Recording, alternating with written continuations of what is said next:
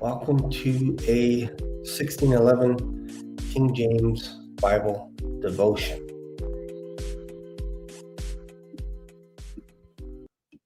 So today we're going to jump into the book of Psalms, and this is going to be fun because we're going all the way back to 1611. It's almost like time travel. If you could read this, you are in essence going back 400 years, which is pretty cool. Someone has the 1599 Geneva Bible. That is awesome. Just off the cuff here, Sublime 48, does it have the apocrypha in it? Just out of curiosity. Because sometimes there's facsimiles with apocrypha and without. And I think I will probably dedicate an entire video to the apocrypha, because as soon as you mention the word apocrypha, many Christians go like this. They're like, whoa, stay away from this stuff. What's going on here? So I think it would probably be wise to have a complete video on the apocrypha, why it's in the King James Bible, why it was in pretty much all of the other versions, earlier versions of the English Bible, why it was also in Jerome's edition of the Latin Vulgate, etc., etc., etc., and really up until about the 1800s. The Apocrypha was always included with the scriptures. It was just separated because, again, the early church fathers didn't believe that it was inspired, but they believed it was necessary to have these records inserted in between the two testaments, in between the Old Testament and the New Testament, which is, I find that quite fascinating. And people today, including myself, if I didn't do any of the research, I would just look at the Apocrypha as just like, yeah, I don't even know why we have it. But because I've done some research in it, it's actually quite fascinating. I wasn't going to talk about this, but maybe perhaps it's important to understand that if you go back in history, sometimes the history we have today is different than the history that actually happened. So we think today that there was a massive vote or denominations from all over the world got together and said, you know what, we're going to remove the Apocrypha. We don't think it should be there. When in truth, that's not how it happened. Instead, what happened was a handful of publishers decided that it was actually cheaper to send a Bible, whether overseas or to print a Bible. It was cheaper to not print it with the Apocrypha. So this was a decision made by publishing houses to not include the apocrypha in the King James Bible. This is where it started. And then through time, people got used to the idea of the apocrypha not being in their King James Bible. And then when other translations came out, then all of a sudden you get 66 books as a rule all the time. And I would argue most people don't know this, that it was actually publishers that decided not to include apocrypha. It wasn't the early church fathers. It wasn't any of the earlier translations, Matthew's Bible, Geneva, all these Bibles in their first edition, they all had apocrypha in it, which I find fascinating. The Bishop's Bible, all that, they all had it. They all included it. But it wasn't until about the 1800s where publishers decided to not print it. I find that interesting because, again, when we're talking about the King James Bible, modern translations will omit verses and certain, they will play around with certain chapters in the Bible, because what they will say in the comments, so let's say you have the New Living Translation or the NIV or the NSAB or whatever, they will put in either in brackets, they will footnote it in brackets, or put a footnote at the bottom saying the earliest manuscripts didn't have, for example, Mark chapter 16, verse 19 to 20. And they'll say things like that. They'll put a bracket around it, and they'll say the earliest known manuscripts do not have the resurrection story as we have today in Mark chapter 16, 9 to 20. They will say it was a later addition, which is weird because there are over 5,000 manuscripts that have the resurrection story, including Mark chapter 16, verse 9 to 20. It's there. And it's even preached on, which is, to me, if you have people talking about it and preaching about it and thousands of manuscripts, then there's your evidence. But instead, what the modern translators will say is they will say, well, it's not in Sinaiticus. It's not in there. So we have determined, and it's debatable, if it's actually a 4th century manuscript that was hidden for 1600 years. It's debatable that it was actually written in the 4th century. There's a huge argument that perhaps it wasn't written in the 4th century, but let's just say it was. Because you have 1 or 2 manuscripts that don't have Mark chapter 16, verse 9 to 20 in there, that doesn't mean that it never existed. Especially if you look at King James Bible. See this here? See the 4 columns? It's interesting that in Sinaiticus, whenever they end a book, and I'm just going to go to Mark, put a mark here. And then I'll jump into our little devotion. But I think it's important that we actually understand a little bit of history and how we got the Bible and all this kind of stuff. And I'm gonna do more videos like this because, again, people don't know. They don't know. So if we go to Mark, go to the end of Mark. See this, how Mark ends? Look at this. Again, this is a facsimile of the 1611 King James Bible. See that? See how it ends there? It goes all the way to verse 20. But notice the 2 columns. See how they end even Stephen? Why? because they're starting with the Gospel of Luke right after that in order to conserve the pages. They don't want a ton of blank pages. I think that makes sense when you are printing Bibles on a mass scale. You want to condense it as much as you can.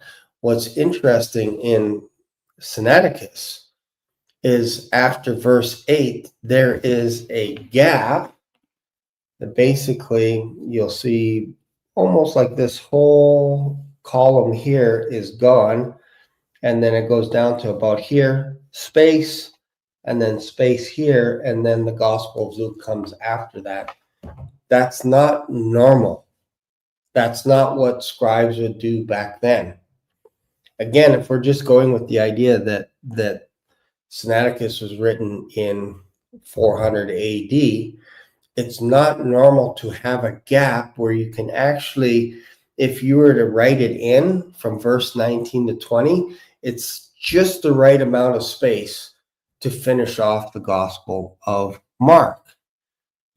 Some people would even argue that you can actually see it being erased, that underneath it, you can actually see the original writing from verse 9 to 20, but it's almost like either a scribe left it out on purpose, or it was erased, it was scratched off. And scribes would be known to do this. If they made a mistake, instead of replacing the whole page, they could actually scratch off the ink. They could scratch it off, especially if they caught it early enough. It would just be a bit of a smudge, and they can clean it up. So this is what we believe happened with the Gospel of Mark in Sinaiticus. And again, there's like over 3,000 mistakes in Sinaiticus, meaning there are scribal errors that they were writing something and then they would either cross it off, or they'd make a mistake, or they'd try and erase it, and then they'd scribble in below what it's supposed to be. That tells you this is a working manuscript. That alone should tell you that this isn't the final copy. This is just something to work on. And what's interesting is the first 46 chapters of Sinaiticus are gone. They're not there. They're either been burnt or they've been removed, which is interesting because that's the origin of mankind, and it's not in Sinaiticus. I find that fascinating that it's not mentioned in any of your modern translations that, hey, by the way, as you're reading Genesis chapter 1, the earliest manuscripts don't have Genesis chapter 1 to 46. Why? Because people would toss it aside. They'd be like, "Are you kidding me? You don't believe that Genesis has 50 chapters? Instead you're going off of Sinaiticus, where it only has 4 chapters of Genesis, and a huge chunk of Psalms is missing. Titus is missing. 1st, 2nd Timothy is missing." Like, I'm telling you, when you go to the actual website where they actually documented all this stuff, they took photos of every page of Sinaiticus. There's so much stuff missing. It's unbelievable that anybody would use that as a source. All right. Okay. So again, it's not the Catholic Church. The Catholic Church didn't remove the apocrypha. They have many Catholic Bibles that have the apocrypha in it. What I'm saying is, from a historical point of view, it was the publishers that decided that it cost too much money to print a Bible with the apocrypha in it, because again, they're saying it's not canon, so let's just remove it. Let's just remove it. Isn't it interesting that Jewish scholars back in the day, back in the Old Testament days, had a problem with the Song of Solomon? They're like, not sure what this book is about. Feels kind of weird.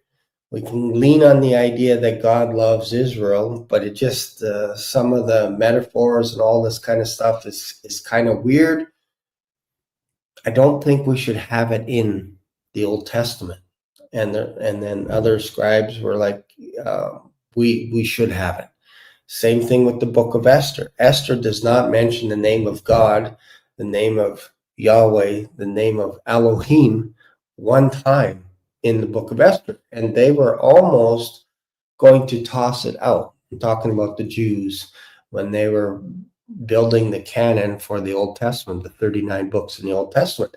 They were struggling with the Song of Solomon, and they were struggling with the book of Esther, because the book of Esther is the only festival that is introduced that Moses himself did not introduce. He did not introduce Purim. Purim was introduced in when they were in, where's the area? India, Asia, basically. So the same, if you're to look at, the area of Iraq, that's where this palace was. Basically the same place as where Daniel hung out, same place where Nehemiah was the cupbearer. This is where the book of Esther takes place, which is interesting. I don't think most people know that. That's all centered around Iraq. Anyways, point is, if you don't dig deep, you're just going to toss things away without really understanding why you're throwing things away. So again, it's not what this video was supposed to be about, but I think it's important because when we come to the King James Bible in 1611, people right away will say, well, it's too hard to understand, it's archaic, there's errors, all this kind of stuff. Well, you have 80 books in here, 66 canon, plus you have the apocrypha as well. You have everything.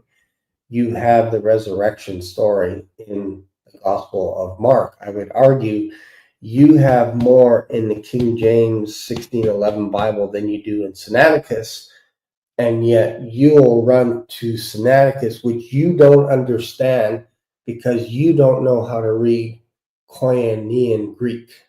You don't know how to read it. I would argue people like Wes Huff do not read Koine Greek. They pretend that they know how to read Greek, but I would love to have someone like Wes Huff, and I love the guy.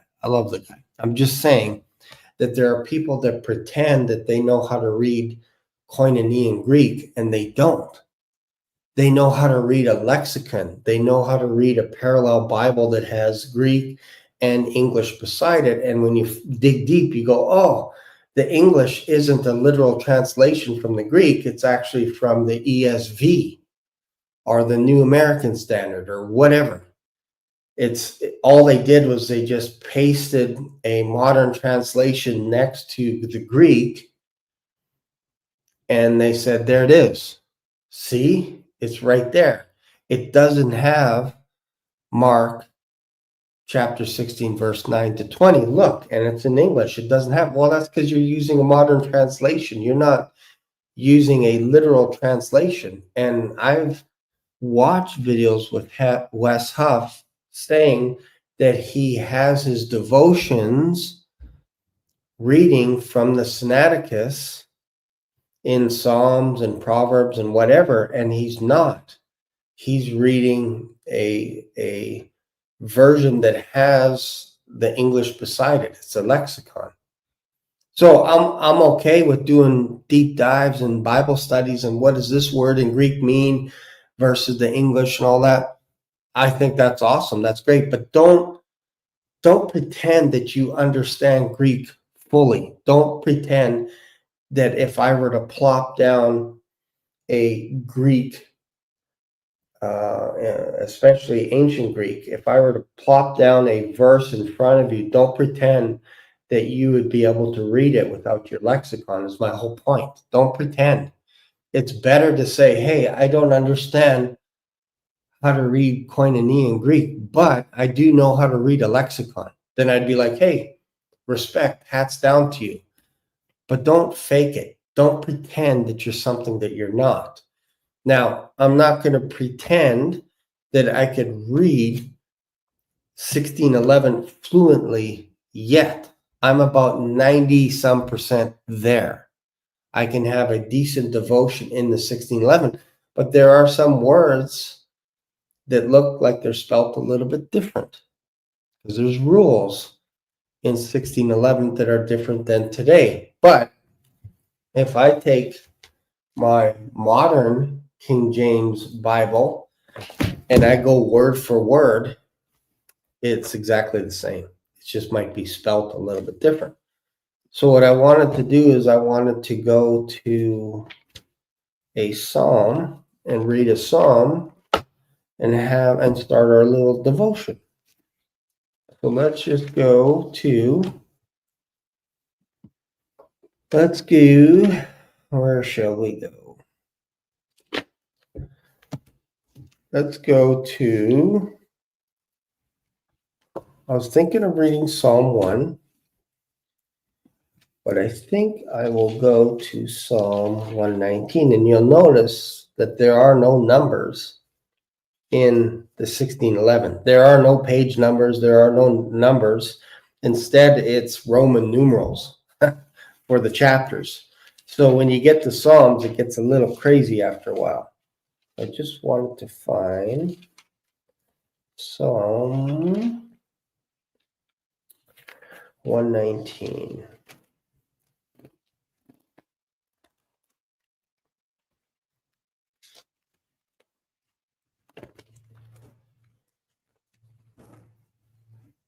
All right. Psalm 119. Let's see.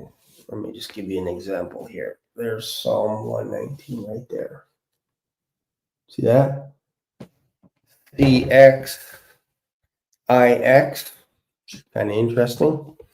You have to brush up on your Roman numerals, but let's read Psalm 119. What's interesting about this psalm, this is a psalm that King David used, according to legend, to teach Solomon, his son, about basically the Hebrew alphabet and sayings and all kinds of stuff. So this is Psalm 119 is actually what King David read to Solomon when he was little.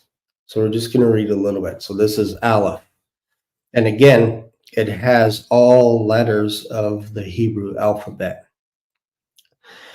Blessed are the undefiled in the way, who walk in the law of the Lord. Blessed are they that keep his testimonies and that seek him with the whole heart. They also do no iniquity, they walk in his ways. Thou hast commanded us to keep thy precepts diligently. Oh, that my ways were directed to keep thy statutes. Then shall I not be ashamed when I have respect unto all thy commandments. I will praise thee with uprightness of heart when I shall have learned thy righteous judgments. I will keep thy statutes. Oh, forsake me not utterly. So that's interesting. Look at this. So here it is. All right, there. I don't know if you can see that. There you go. Not the easiest to read, but it gives you a little bit of an idea of what I'm dealing with when it comes to reading the 1611. And really, it's the Gothic font, because this is actually a decent sized print. I usually like the bigger print, but it's actually quite comparable to almost a large print. I would say it's very close to it, very close to a large print. What else do we want to read? Let's go back to Psalms 1. Go back there. So I find it interesting that if you are seeking truth, if you are desiring to meditate in God's word and learning his word, and you seek him daily, morning, afternoon, and evening, I believe the Lord will teach you. He will instruct you, because this is the role of the Holy Spirit.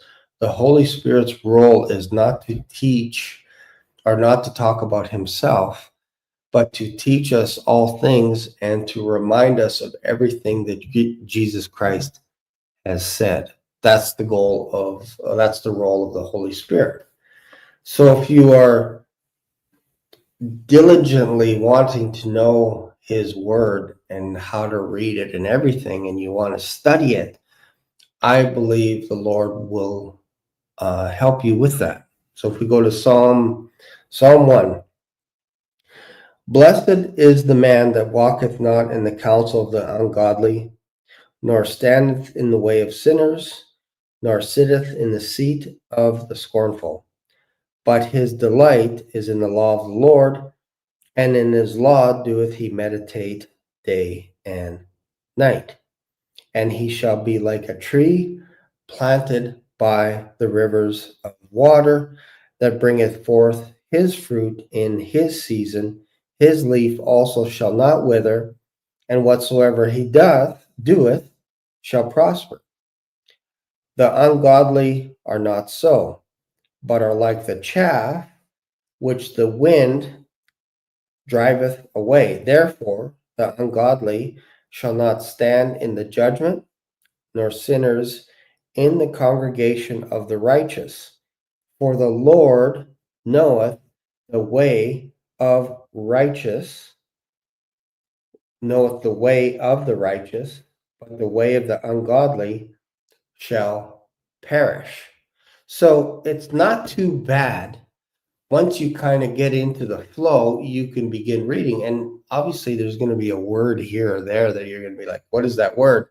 And then you look it up in your King James Bible and you're like, oh, that's a word that's even hard to pronounce in any translation.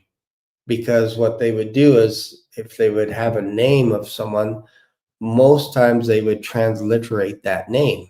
So don't be afraid of the King James Bible, the 1611 Bible. Don't be afraid of it, because it will grow on you. I'm telling you, it will grow on you. And there's things that the letter by the translators to the reader is amazing. It'll take you about an hour or so to read, because they go into the history of why the 47 translators decided to translate the Bible into English. And I'm telling you, it will open your eyes as to the reason why they did it. They're not trying to be cute, as in they weren't trying to, and this is an issue that the Puritans had. They would constantly go up to King James, to his people, and say, can you tell King James that we don't have a version in our language in English that we 100% agree with? There's some things that we don't like, and this is what was happening, was people were coming up to King James through the courts saying that, hey, we like what we have so far, but there's some little errors. There's a little bit of doctrinal issues where they might be moving more in a Calvinist way, or they might be moving in this direction. And then over time, King James kept hearing this. So then it's like, okay, let's make this. Let's use all the works that we have right now in English, and let's consult with other languages. Let's consult in Spanish, in English, in French, in Portuguese, and in Latin, in Hebrew, in Greek. Let's consult with all the people that speak these languages, and let's get together with the best of what we have right now in English, and let's just take our time. Let's go through it with a fine-tooth comb, and we'll have it completely. So basically, we'll gather the best of the best, and we'll put it into one Bible, that I can put my stamp on it and say, this is for basically the Church of England. This is for the English. And it's interesting that there were many translations out there that this was a normal thing to do. And I think it would probably serve me better to make a complete video as to how we got the King James Bible, because again, most people probably don't know how it came into being, but instead they might watch one or two videos and then go, okay, I understand it. But it takes a little bit of time to unpack it all in a way that makes sense to you, so that you can understand how we got it. Like the King James translators, they weren't trying to be fancy. So if they had a word purpose, let's say it was in Hebrew and the word translated into English was purpose, they wouldn't get cute and say, you know what, we're going to put the word intent instead, because there's so many words that we can use in English. Intent might be a better word. If it was purpose, they would put purpose, and then they would use it consistently.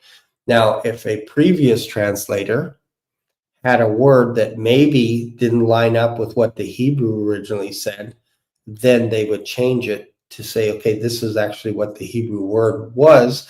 And if we don't know what it is, we're going to put that in the margin. We're going to say it could be this or that. So that was some of the reasoning behind the translators, is they were taking the best of the best and putting it all together. Because again, what was happening was there was offshoots of translations everywhere, and the group of people that should have been like teaching people whether how to translate or how to interpret the Bible should have been the Roman Church, but they didn't. So instead, what they would do is they would read it in Latin, and people in the audience would be like, I have no idea what this guy just read. I have no idea. And I would like to learn Latin. And they're like, no, you can't. You can't. You have to go to the same school that our priests go to in order to be licensed, in order for you to be able to read Latin, especially reading it out loud in a church. So you cannot do it. So instead, you have to rely on our interpretation. So they literally dropped the ball when it came to allowing people to understand the scriptures. They didn't want that. They said, no, it's forbidden. Anybody to translate into English, it is forbidden. Don't do it. It's illegal. Don't do it, or you could be burned at the stake. Enter William Tyndale. That's what happened to him. For translating it into English, people didn't want him to do that. And there were already English translations, but they were coming from different offshoots. Like they would have it from Latin to English. And the King James Bible scholars said, you know what, let's grab some of the best translations, and let's combine them. Let's put them all together under one roof. Because again, the idea of translating was not a new idea, was not something that was invented in the 1600s. Whenever a king, a leader, let's go all the way back to Nebuchadnezzar, whenever he would make a decree, the scribes there would translate the words that he said into their language, whether they got it all, like maybe they would get 90% of what the king said, they would take off to their land and they would read it. They would have criers that would basically read the decree of Nebuchadnezzar and say, this is the law moving forward, signed by Nebuchadnezzar. And they would read it out loud in their language. So everyone would have their language. What was happening with the Jews was they wanted to preserve Hebrew. They wanted to preserve it so that only they could read it. back then. And I can go on and on, but basically think of it as Gideon, the story about Gideon's fleece, where Gideon says to God, I need to know that you're with me. I need to see a sign. So I'm going to lay a fleece, and if this fleece is wet and all the ground is dry, that will be a sign from me, or that'll be a sign to me that you are on my side. And then after God gave him that sign, he says, you know what? I just want to make sure I got this right. I need to have the fleece dry, but now I need all the ground around it wet. And then God would do that. So this is basically how Israel was working, was in order for me to move forward, I need to see a sign from you. If I don't see a sign from you, I'm not going to believe you're with me, because I don't want to risk being in error. So I need to see all these signs. The same thing happened with the Hebrew language, and specifically the Old Testament. The Jews hung on to the Old Testament because they said, this is for us. It's not for the world. It's for us. And we will teach the world. We will be a light. We will do that. But then they dropped the ball because they didn't want anybody else to know about all the stuff that's in the Old Testament unless they were teaching it specifically. They didn't want anybody just to read it. So they struggled with the idea of it being translated in another language, specifically Greek. And they're like, no, we can't do this. But then because Greek was becoming more common because of how the Romans were actually conquering land, more people were speaking Greek than any other language in their area, including Hebrew. So in order to preserve the Old Testament, there was a bunch of Jewish scholars that got together and say, hey, there is a chance we can lose our Old Testament and it could get dispersed because we're not allowed to talk or to preach in Hebrew. So we got to preserve this. And a lot of them spoke Greek. A lot of them spoke Aramaic as well. So a bunch of them got together, translated it into Greek, the Old Testament, in order to preserve it, just in case it would just become obsolete. And wouldn't you know it, the Hebrew language was a dead language for over 1,000 years. Like, it was crazy. And really, arguably, until Israel started to bring back Hebrew in Israel, when they went into back into Israel in the 1940s, they actually brought back Hebrew, so you could see it on all the signs everywhere. And it's so rare, it's almost unheard of for a dead language to come back to life. Koinonia Greek is a dead language. It's not the same language as what people in Greece are speaking. Yes, they're speaking Greek, but it's modern Greek. It's different than the old Greek. And this is why people like Wes say, oh yeah, I could speak fluent Koinonia Greek, and they cannot. He cannot. It's a dead language. You can't go out into the market and just barter with people in ancient Greek. You can't do it because they don't understand it either. And the only ones that can argue and say, you know what, I have a basic grasp, I can actually read Greek, Koinonia Greek, it's very tiny. It's like less than 1% of the population of the world can actually do that and speak it because they don't even know how it sounds. So then you get people like Wes and others that say, oh, I know it. I understand it.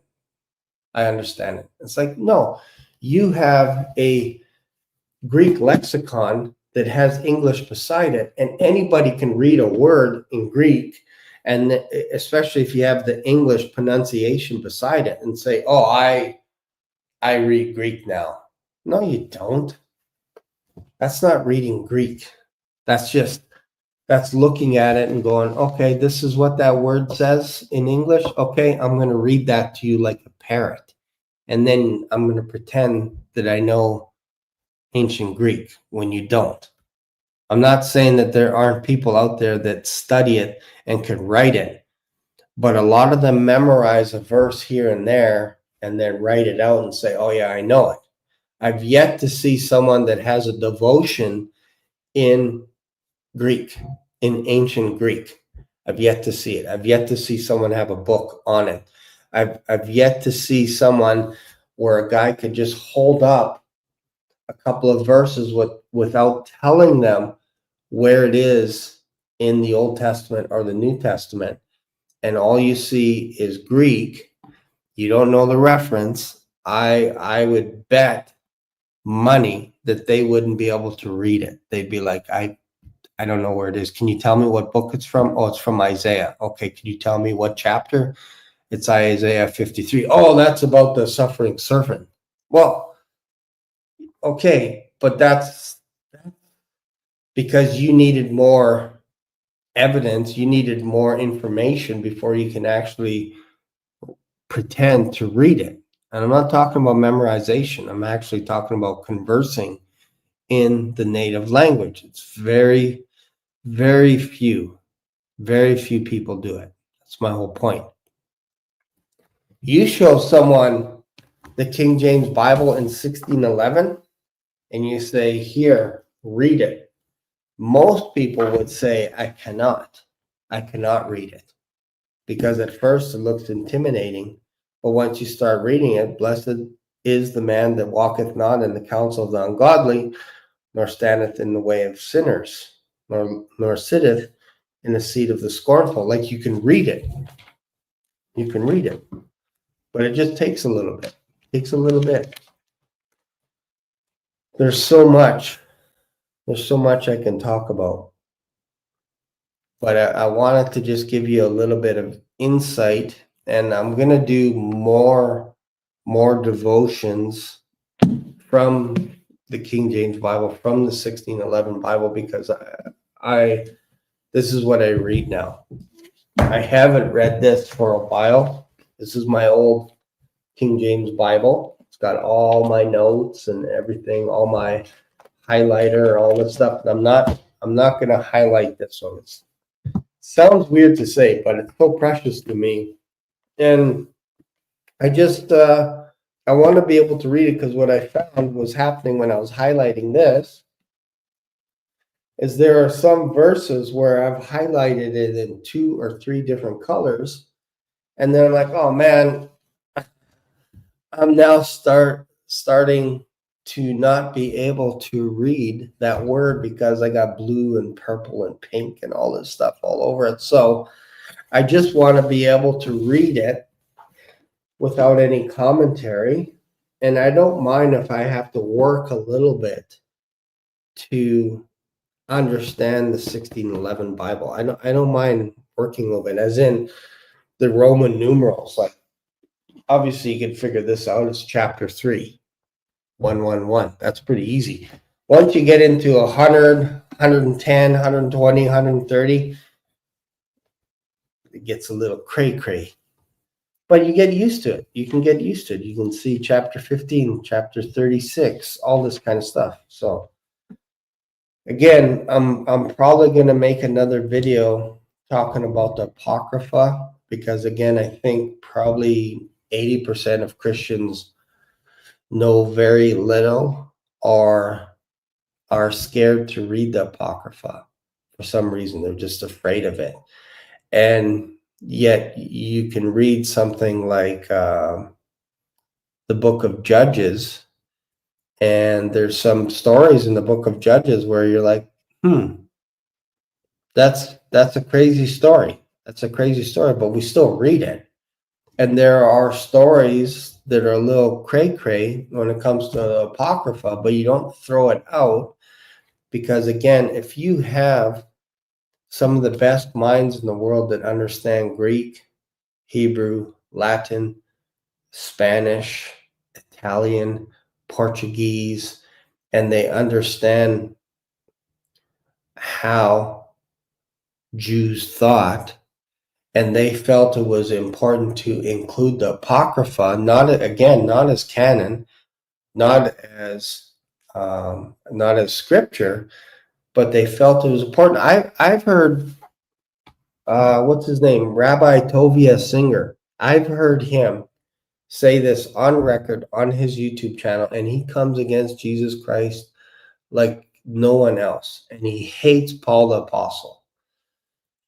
I've heard Rabbi Tovia Singer say, you know what? I kind of wished we had the history of the Maccabees in our Bible, but we don't. You know who does? The King James 1611 has the history of the Maccabees. Like, it has their story in there. And this is the cream of the crop when it comes to Jews that do not believe in Jesus Christ as their Messiah. They themselves are looking admirably at books like the King James Bible and going, I kind of wish we had that. And now I'm in trouble because if I talk about the Maccabees, it's going to be from all the English. It's going to be from the Septuagint. It's going to be from all this other stuff. And they're uncomfortable with that. They're uncomfortable with it because from afar, there are a lot of non-Messianic Jews that admire the King James Bible, but they won't tell you that. They will never say it out loud to you. Instead, they will do the surface level. We don't believe Jesus Christ is the Son of God. We don't believe he's the Messiah. We don't believe Paul was a good teacher. We believe that he was mistaken, that he's a liar, all kind. They'll just go there. But secretly, they're like, you know what? I kind of like how you guys have the verses and chapters separated and all that. You know, especially if we're going to have a debate against Christians, and they turn to Isaiah 53, and we're trying to find Isaiah in our scrolls, and we're like, roll it. They're trying to find Isaiah 53 because there's no spaces. They're going to have trouble in a debate with a Christian.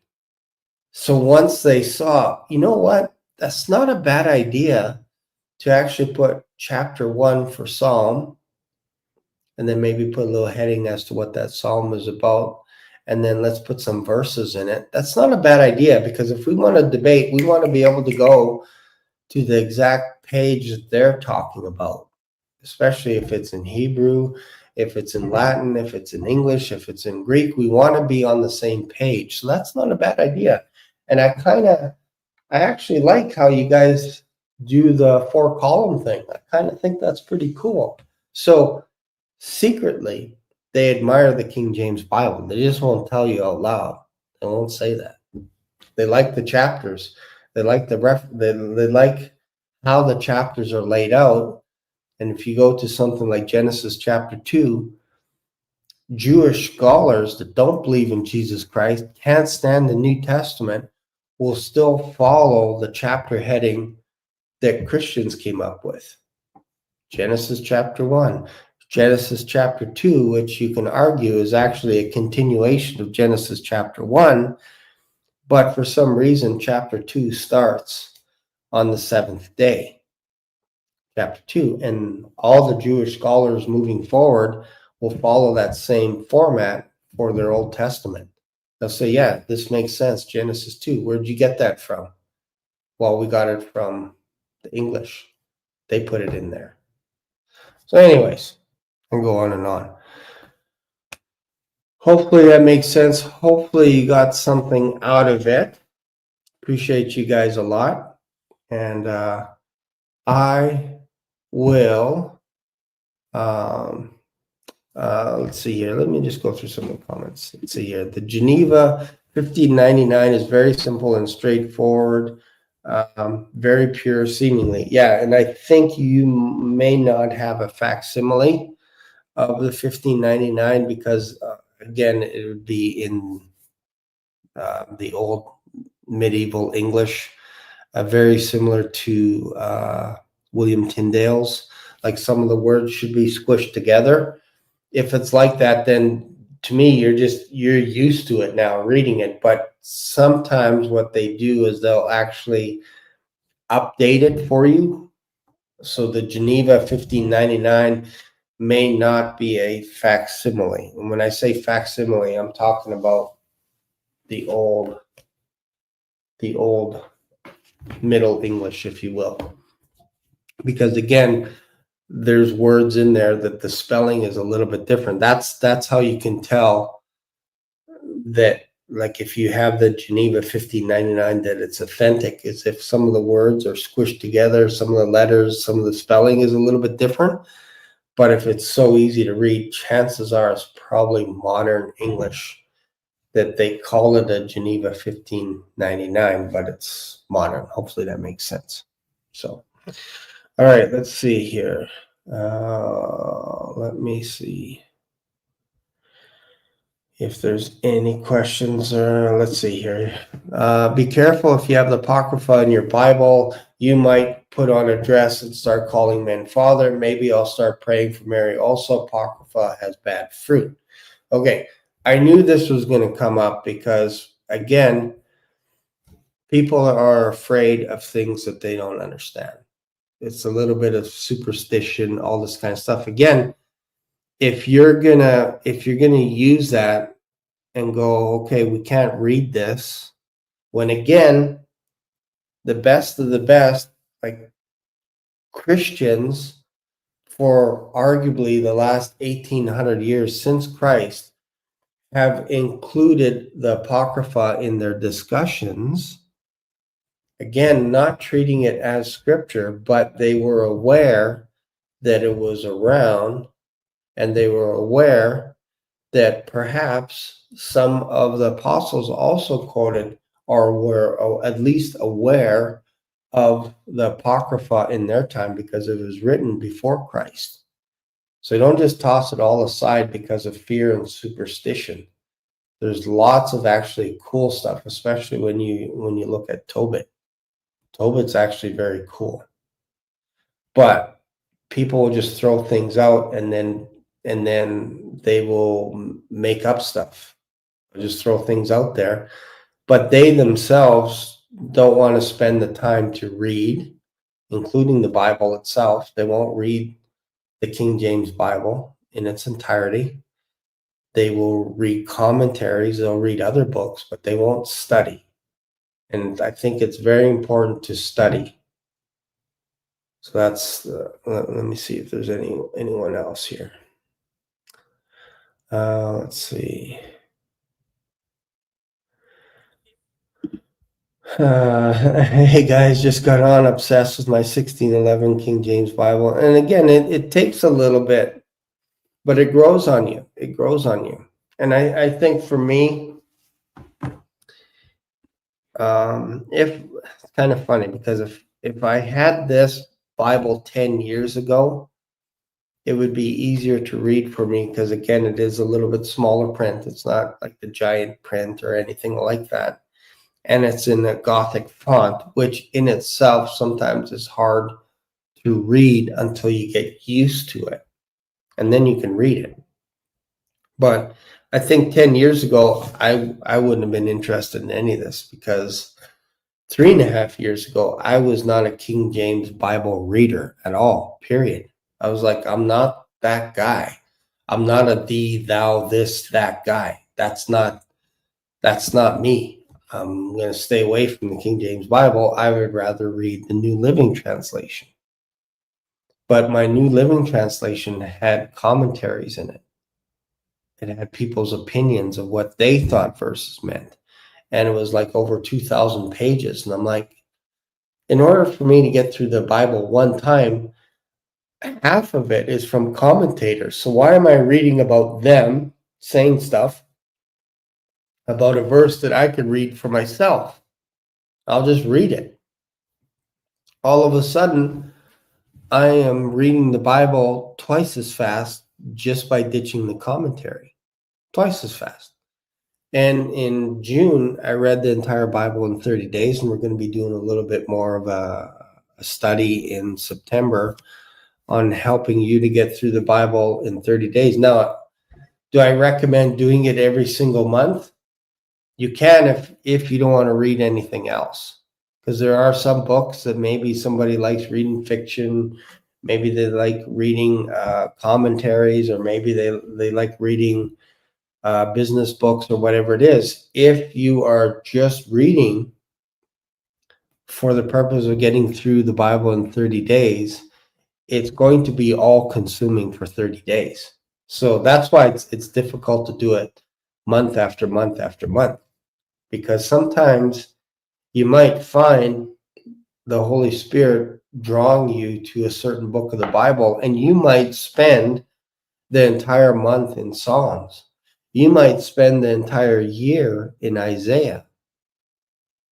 So this is why I pick the days that have 30 in it as my time to get through the entire Bible in 30 days. And I think there's 4 months that have 30 days in it. I have to double check. But I know there's one coming up in September and then in November, 2 months. So that's basically gearing up for Christmas. All right, so where am I going with all this stuff? Oh, the King James 1611 Bible, I should rephrase it. I should say it as this. I should say the 1611 King James Bible, not the King James Version, because the King James Version is this one. This is the modern King James Bible, where they change the spelling on a bunch of words, and which again, it's okay, because I think in some ways this actually helped me to read the 1611 King James Bible, because for the past 3.5 years, this is the only translation that I've read. So I think that has helped as well. I'm not naive to say that you're just going to pick up on this right away and go, oh yeah, it's so crystal clear. It might look like it's sealed to you on day one. You might be like, I'm not going to be able to pick this up. But once you understand that those little F letters are actually S, they actually make the sound S. So when you see Bleffed, it even sounds like an S, doesn't it? When you say Bleffed, it's like your grandkid. You think he's got a lisp or something. Bleffed? He's like, no, he's actually reading it literally as Bleffed. BLEFFED. But it looks like an F in the 1611 King James Bible, but it's actually pronounced as S, so blessed. And you'll see little things like that. But once you pick up on that, once you turn the F's to S, and then you understand the rules at the beginning of a word are a little bit different in the 1611 King James Bible, then I have no problem within a few days, you're going to be right up to speed of where you were with your modern King James Bible. It just takes a little bit of work.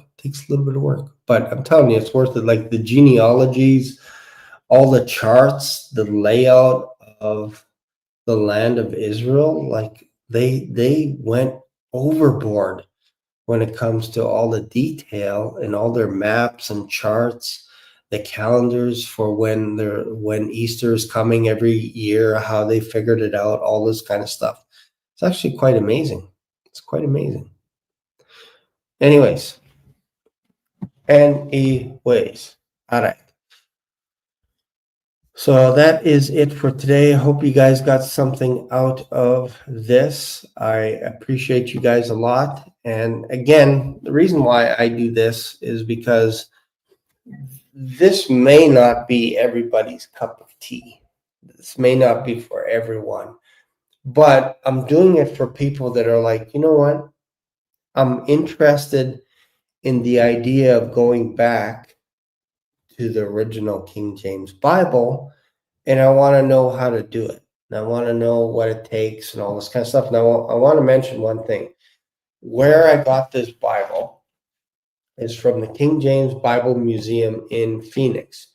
If you are an American living in America, you can order this at the King James Bible Museum.org. So KJBM.org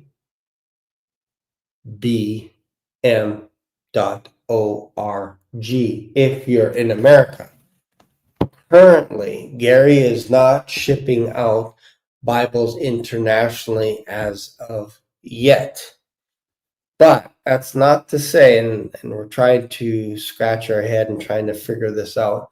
There may be a time in the future where I can either purchase or get some of the Bibles at a discount perhaps, and be able to actually bring them to Canada and then ship them out in Canada to people that want the Bible. So I put a little post saying, if you're in Canada, would you be interested in purchasing a 1611 King James Holy Bible? And so people are starting to message. So if this is of interest to you, let me know. Just email me.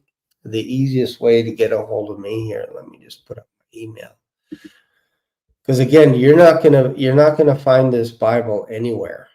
Like, you're just not, especially not in Canada. Like, again, there's facsimiles and then there's facsimiles. Like in this case, this facsimile is legit to what the original 1611. So if you had a 1987, which my son-in-law has, King James Bible as a bit of an inheritance, an heirloom, if you will, it's about this thick, and it's like this.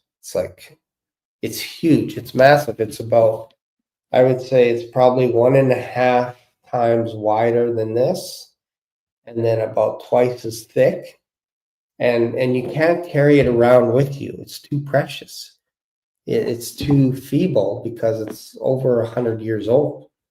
It's too hard. But here, this is the first time that you'll actually be able to get the King James 1611 that you can actually put under your arm and actually take it to church.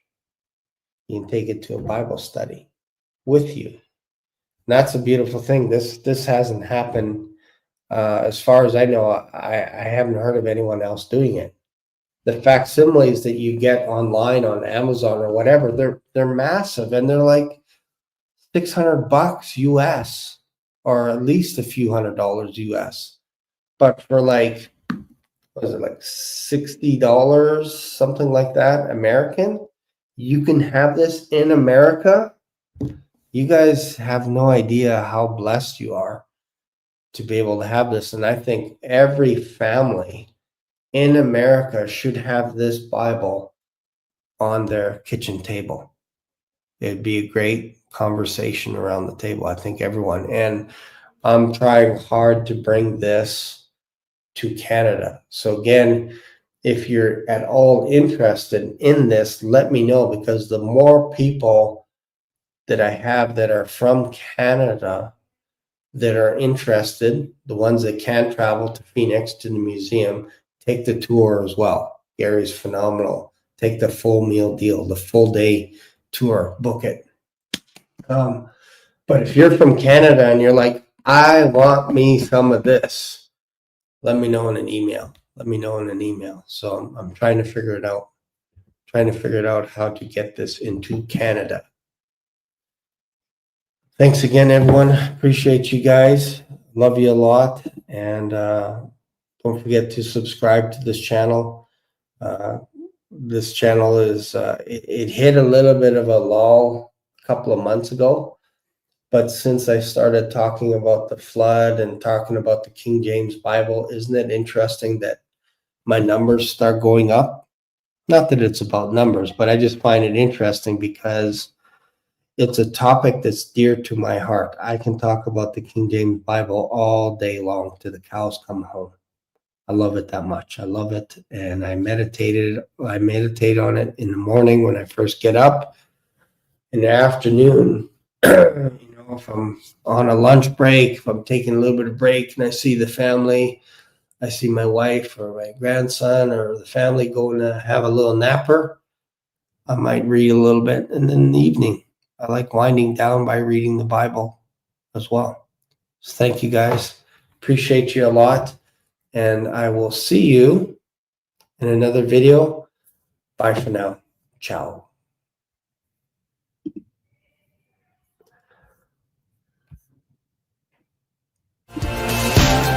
Black Swan Revelations here on YouTube brought you today's mind-bending journey. Dive into the discussion, your comments, questions, prayer requests, and powerful testimonies of Jesus' love are what fueled this community. Did today's episode hit home? Smash that like button. New here?